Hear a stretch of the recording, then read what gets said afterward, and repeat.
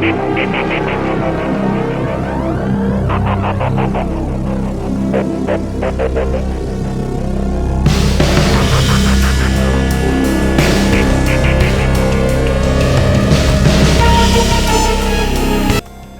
US and the Philippines conducted a 3-day aerial exercise together last week, with fighters from both nations operating over the strategically vital South China Sea.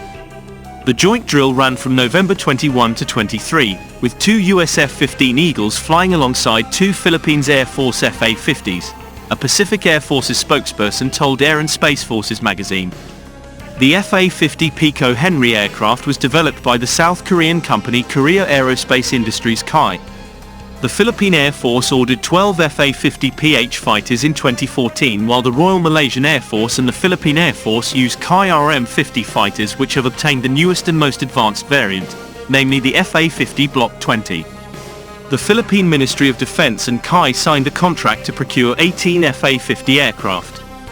Block 20, worth $4 billion at the exhibition on May 5, 2023 at LAN CWI.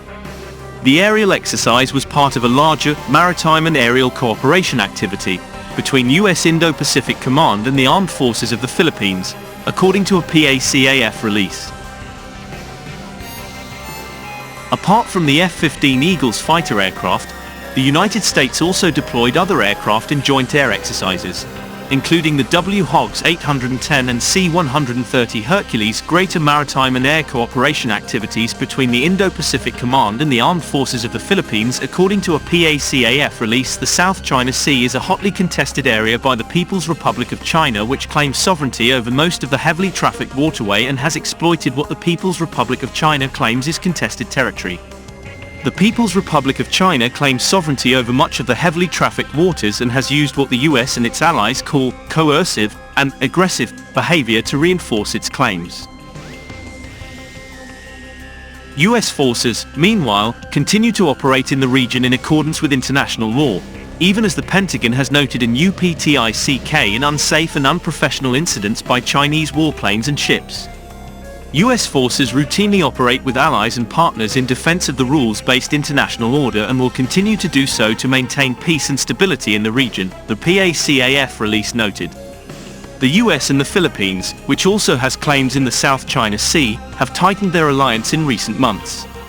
In March, US Air Force F-22s deployed to the Philippines for the first time ever, and in May, the two countries reintroduced the Cope Thunder aerial exercise after a 33-year hiatus.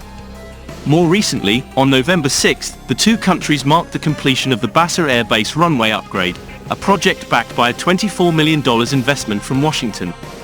The upgraded 8,000-foot runway featuring reinforced pavement can now accommodate larger aircraft, such as cargo planes used by the Philippine Air Force. It is expected that runway will also facilitate future US aircraft operations, as part of the country's recently expanded Enhanced Defense Cooperation Agreement, EDCA. Basra Air Base, situated about 40 miles northwest of Metro Manila, was constructed by the US in the 1940s, prior to World War II.